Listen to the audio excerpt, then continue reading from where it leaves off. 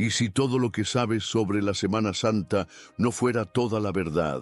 Detrás de cada uno de esos 7 días hay mensajes ocultos, curiosidades religiosas y señales de Dios que muchas veces pasan desapercibidas. Esta semana no fue solo un recuerdo, fue una guerra espiritual, un plan divino y una historia que cambió al mundo para siempre. Hoy vamos a recorrer cada uno de esos días y descubrir lo que realmente sucedió. Y te aseguro, hay cosas que nadie te contó.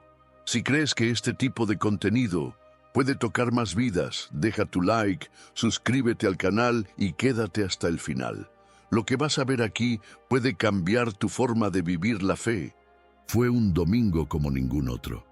El sol brillaba sobre Jerusalén y las calles, normalmente ruidosas por los mercados, se llenaron de algo diferente: esperanza. Jesús, el humilde carpintero de Nazaret, venía cabalgando no sobre un caballo de guerra, sino sobre un burro. ¿Por qué? Porque hasta en los detalles más simples hay señales divinas. Según Zacarías 9:9, el Mesías vendría humilde y cabalgando sobre un asno. Esa profecía estaba siendo cumplida ante los ojos del pueblo, y muchos ni siquiera. Pero no todos estaban contentos. Los fariseos, al ver la multitud, sintieron miedo. ¿Miedo de qué? Del poder que no podían controlar, de un Mesías que no jugaba según las reglas políticas ni religiosas de su tiempo. Lucas 19:39-40 muestra que algunos exigieron a Jesús que mandara callar a sus discípulos. Su respuesta fue inolvidable: si ellos callan, las piedras clamarán. Aquí vemos algo que va más allá de lo humano. Esta entrada marcó el inicio de una semana que sacudiría el cielo y la tierra. Y este contraste entre alegría y tragedia nos enseña algo profundo. Muchas veces celebramos sin entender.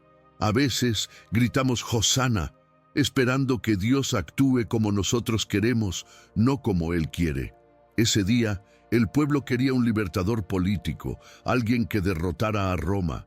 Pero Jesús venía a derrotar algo mucho mayor: el pecado. Aquí hay una lección para nuestra vida espiritual. ¿Cuántas veces buscamos a Dios solo para resolver nuestros problemas externos, sin dejar que Él transforme nuestro interior? ¿Y qué podemos aplicar hoy? Primero, entender que cada gesto de Jesús fue intencional. Nada fue improvisado. Su entrada fue planeada desde la eternidad. Segundo, debemos reconocer las señales divinas en nuestra vida. A veces Dios se presenta de forma humilde, silenciosa, y lo ignoramos por esperar algo espectacular. Tercero, no repitamos el error de Jerusalén. No celebremos a Jesús solo de palabra. Abramos nuestro corazón. Dejemos que Él limpie el templo interior, que Él reine de verdad. La Semana Santa. Y así comienza la semana más poderosa de la historia. No con espadas ni gritos de guerra, sino con un Mesías manso que eligió la vía del amor. Ese primer día ya anunciaba todo lo que vendría: conflicto, traición, revelación, muerte y victoria. Porque la historia no termina aquí. En el próximo día, algo aún más provocador sucede. Jesús entra al templo, y lo que hace allí va a dejar a todos en silencio. El lunes por la mañana, Jesús regresó a Jerusalén, pero esta vez no para ser aclamado. Lo que estaba por suceder ese día era un acto que aún hoy sacude la imagen que muchos tienen del Jesús manso y humilde. Entró en el templo y encontró algo que no debía estar allí: cambistas, comerciantes, ruido, dinero. Lo que debía ser un lugar de oración se había convertido en un mercado. La ira santa de Jesús se encendió. Volcó las mesas, expulsó a los vendedores y gritó: «Mi casa será llamada casa». Este momento revela un lado de Jesús que muchos prefieren ignorar, el lado que confronta. Sí, Él es amor, pero también es justicia. Y el templo no era solo un edificio, era el símbolo de la presencia de Dios entre los hombres. Al expulsar a los mercaderes, Jesús estaba declarando guerra contra la hipocresía religiosa. No fue solo un gesto físico, fue una denuncia espiritual. Estaba diciendo, no permitiré que manipulen mi presencia. Y aquí está una de las mayores curiosidades religiosas de esta escena. Pero lo más impactante de esta escena es que nadie pudo detener a Jesús. Entró e hizo lo que tenía que hacer, no pidió permiso. Y así es como actúa en nuestras vidas cuando lo permitimos. Limpia lo que está fuera de lugar. Derriba lo que fue construido sin propósito santo. Este gesto fue una señal profética de que el antiguo sistema religioso tenía los días contados. Y es curioso pensar que mientras muchos esperaban que el Mesías confrontara a Roma, él confrontó primero a la religión. Porque el problema ¿y qué dice esto sobre nosotros? Que necesitamos permitir que el Espíritu Santo haga lo mismo en nuestros templos interiores. Como dice 1 Corintios 6:19, nuestros cuerpos son templos del Espíritu, y muchas veces, sin darnos cuenta, acumulamos en nuestro corazón el mismo tipo de comercio, orgullo, religiosidad, vanidad, manipulación. Queremos a Dios, pero a nuestra manera. Queremos bendiciones, pero sin santidad. Este episodio nos llama al arrepentimiento, y no con culpa, sino con libertad. Jesús no el templo quedó limpio, pero el ambiente espiritual ahora estaba tenso. Los líderes religiosos se sintieron amenazados y la conspiración comenzó a tomar forma. A partir de ese momento, cada gesto de Jesús sería observado con desconfianza, como si estuviera desafiando todo un sistema. Y de hecho, lo estaba. Pero no se detendría. Al día siguiente volvería al templo, pero esta vez para enseñar. ¿Y qué enseñará? Prepárate, porque viene una avalancha de sabiduría y verdades que dejarán a muchos descon. El martes amaneció con tensión en el aire. Jesús volvió al templo, sabiendo que cada palabra suya sería examinada como si fuera un crimen. Ese día, los fariseos, saduceos y herodianos se unieron, enemigos naturales entre sí, para intentar atraparlo con sus palabras. Fue el día de las preguntas. Le preguntaron sobre los impuestos al César, sobre la resurrección, sobre el mayor mandamiento, y Jesús, con sabiduría divina, les respondió de tal forma que sus propias trampas se volvieron contra. Mientras los líderes religiosos lanzaban preguntas como lanzas, Jesús respondía con parábolas como escudos y espadas. La parábola de los labradores malvados, Mateo 21, 33, 46, fue un golpe directo. Mostraba cómo los líderes rechazaban a los profetas y hasta al propio Hijo de Dios. Pero no se detuvo ahí.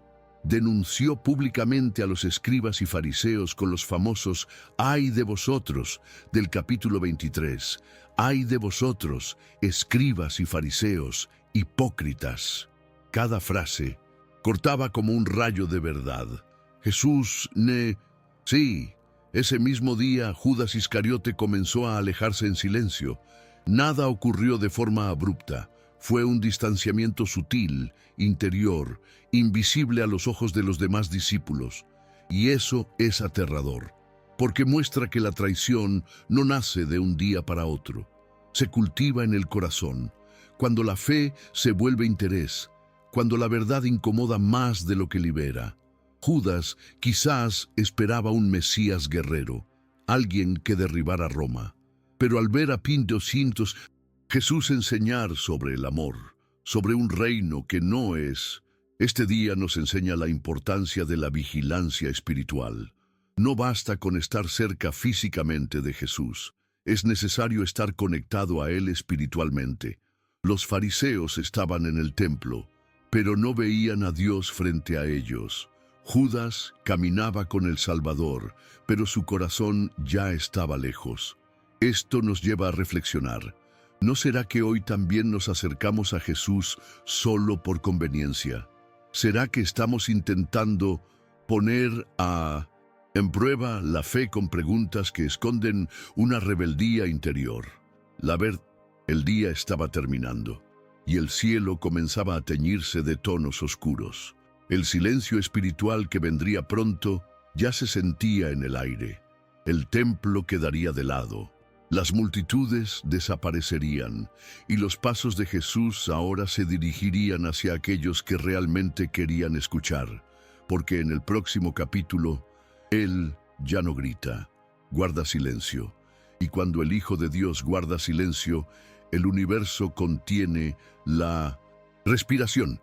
El miércoles estaría marcado por una ausencia extraña y poderosa. El miércoles no hubo milagros. No hubo sermones, no hubo multitudes gritando «Hosana». Es como si el cielo hubiera decidido hacer silencio. Y ese silencio, lejos de ser vacío, está cargado de significados. Las Escrituras no nos dicen mucho sobre lo que Jesús hizo ese día, y eso en sí mismo ya es una de las grandes curiosidades religiosas de la Semana Santa. ¿Por qué este silencio? ¿Por qué, entre tantos eventos intensos, un día sin registro? Tal vez porque hasta Dios a veces actúa en... Jesús probablemente pasó este día en Betania, en casa de sus amigos Lázaro, Marta y María. Y aquí es donde otra curiosidad religiosa se hace presente. Según el Evangelio de Mateo 26, 6, 13, en algún momento de esa semana, una mujer ungió a Jesús con un perfume muy costoso. Algunos dicen que fue precisamente el miércoles.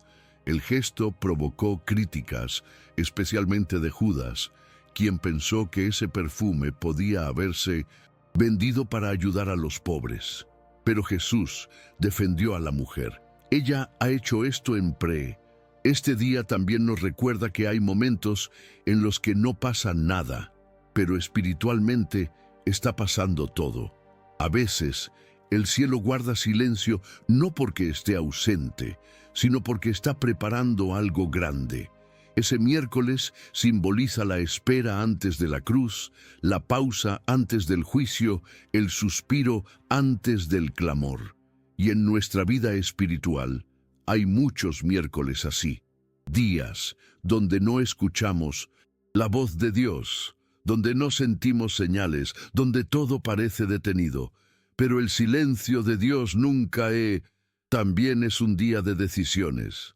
Fue probablemente en este día que Judas cerró el trato. 30 monedas de plata. Ese fue el precio. El mejor amigo del Salvador vendió su alma por una cantidad que, en esa época, apenas compraba un campo. Y aquí hay una lección dolorosa. La traición siempre es más barata de lo que parece. Judas pensó que ganaría, pero lo que compró fue desesperación. En nuestro tiempo también hay quienes negocian la presencia de Dios por cosas pequeñas. Estatus, ego, dinero, placer momé. El día termina sin fiestas, sin luces, sin discursos. El cielo permanece en silencio, pero el alma siente. Algo está a punto de suceder. La noche llega y con ella los pasos de Jesús comienzan a dirigirse hacia la última cena. Los discípulos aún no lo comprenden, pero el Mesías lo sabe. Él sabe que al día siguiente todo cambiará. La mesa está siendo preparada, no solo para una comida, sino para una despedida. La noche del jueves llegó envuelta en una mezcla de solemnidad y misterio. Jesús sabía que era su última cena con los discípulos, pero ellos aún no lo comprendían del todo. El ambiente estaba cargado. En el aire, un silencio denso, como si el universo entero supiera que ese momento era más que una cena. Era el cumplimiento de siglos de promesas, profecías y sacrificios. Al sentarse a la mesa, Jesús no solo compartió pan y vino, se entregó a sí mismo. Reveló que ese cuerpo sería entregado, y el gesto que quizás más sorprende en este día fue el lavado de pies. En Juan 13, Jesús se levanta de la mesa, se quita el manto, toma una toalla y comienza a lavar los pies de los discípulos. El maestro lavando los pies de los siervos. Algo tan simple, tan íntimo, tan simbólico. Pedro se resistió. Muchos de nosotros también lo haríamos. Es difícil aceptar que el Rey del universo se arrodille ante nosotros. Pero ahí está el secreto del reino. Servir es reinar. Esas manos que curaron leprosos ahora lim. Durante la cena, Jesús hizo una declaración que heló la sangre de todos. Uno de vosotros me va a traicionar. Las miradas se cruzaron, los corazones se aceleraron. Cada uno comenzó a preguntarse, ¿seré yo? Incluso Judas preguntó. Y Jesús, en silencio, confirmó sin alarde. Esta es una escena tan cargada de dolor como de belleza. Dios conoce nuestra traición y aún así nos invita a la mesa. Y entonces, con el corazón apretado, instituyó algo eterno. Haced esto en memoria de mí, no como una tradici. Después de la cena, salieron hacia Getsemaní. Allí, la angustia se apoderó del Hijo de Dios. En Mateo 26:38, Él dice, «Mi alma está muy triste, hasta la muerte». Y cayó con el rostro en tierra. El Salvador del mundo estaba quebrado en oración, sudor como gotas de sangre, un clamor que tocaba los cielos. Y aquí está una de las curiosidades religiosas más humanas de Jesús. Él también tuvo miedo. También pidió al Padre que si fuera posible, el cáliz fuera apartado, pero al mismo tiempo se rindió. No sé, mientras él oraba, los discípulos dormían. Mientras él luchaba por la humanidad dormía. Judas llegó con un beso, la señal de la traición. Soldados, antorchas, espadas. La noche se convirtió en escenario de arresto, y aún así Jesús no huyó, se entregó, porque el amor verdadero no huye de la cruz. Lo que comenzó con pan y vino termina con cadenas y sombras, pero la historia aún no ha terminado. En el próximo capítulo, el mundo verá lo que realmente costó nuestra salvación. Era viernes. El día ya comenzaba con injusticia. De madrugada, Jesús fue llevado de un juicio a otro como si fuera un criminal común. Caifás, Pilato, Herodes, todos lo interrogaron, pero ninguno encontró culpa real. Aún así, cedieron a la presión de la multitud. Un pueblo que días antes gritaba, «¡Hosana!», ahora pedía, «¡Crucifícalo!». ¿Cómo fue posible? La respuesta está en el corazón humano. Un corazón que ama el espectáculo más que la verdad. Una de las curiosidades religiosas más fuerte, la escena del camino al Gólgota, es una de las más dolorosas de toda la Biblia. Él cargaba una cruz, que ni siquiera era suya, era mía, era tuya.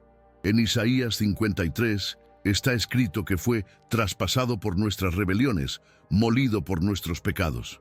Cada paso era una elección de continuar. Y él continuó. A pesar del dolor, la vergüenza, las ofensas, los soldados se burlaban, el pueblo reía, y aún así, él no respondió con odio. Entre las curiosidades religiosas más simbólicas está el hecho de que en la cruz, Jesús pronunció 7 frases. Cada una de ellas es un universo de significado, pero quizás la más impactante sea, Dios mío, ¿por qué me has abandonado?». Mateo 27:46. Aquí vemos al cielo guardar silencio y el peso total del pecado caer sobre él. Jesús experimentó la separación para que tú y yo nunca tengamos que pasar por eso. Fue en ese instante que el velo del templo se rasgó de arriba a abajo. Mateo 27:51, marcando la apertura del camino directo hacia Dios. Una curiosidad El cielo se oscureció, la tierra tembló, hasta la naturaleza reaccionó. Era como si toda la creación llorara junto. Jesús clamó, «Consumado es». Juan 19:30. Y allí, en esa cruz, no fue vencido. Él venció el pecado, venció la muerte, venció la acusación. La sangre derramada en ese madero tiene poder hasta hoy. Por eso la cruz es más que un símbolo, es un altar de amor. Y si miras con atención, verás que el Calvario sigue siendo el lugar donde los corazones son transformados. Pero hay que llegar. El viernes termina con un silencio mortal. El cuerpo es retirado, envuelto en lino, y colocado en una tumba prestada. Una piedra es rodada, se colocan guardias, el mundo parece haber perdido, pero el cielo sabe que esto aún no ha terminado. El sábado será de luto, pero el domingo, algo que ningún imperio, ninguna religión, ninguna fuerza espiritual podrá impedir, va a suceder. Domingo al amanecer. Las calles de Jerusalén aún estaban cubiertas de silencio. Para muchos era apenas otro día tras la ejecución de un rebelde más, pero para el cielo era el día en que la vida vencería a la muerte. Algunas mujeres, entre ellas María Magdalena, fueron al sepulcro con especias para ungir un cuerpo, pero encontraron una sorpresa. La piedra había sido removida. El sepulcro estaba vacío. Y ahí comienza una de las mayores curiosidades religiosas de toda la Biblia. Ningún otro.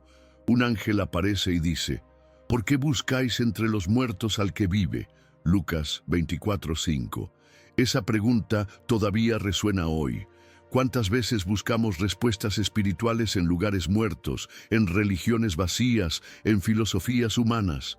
El sepulcro vacío es la señal de que Dios ya no está limitado a ningún lugar. Él vive, y porque vive, hay esperanza para todo aquel que cree. Las mujeres salieron corriendo. Pedro y Juan llegaron. Nadie comprendía del todo lo que estaba pasando, pero algo era cierto. En Juan 20, María Magdalena encuentra a alguien en el jardín y piensa que es el jardinero. Pero cuando él la llama por su nombre, lo reconoce. Es Jesús, vivo, resucitado, glorificado.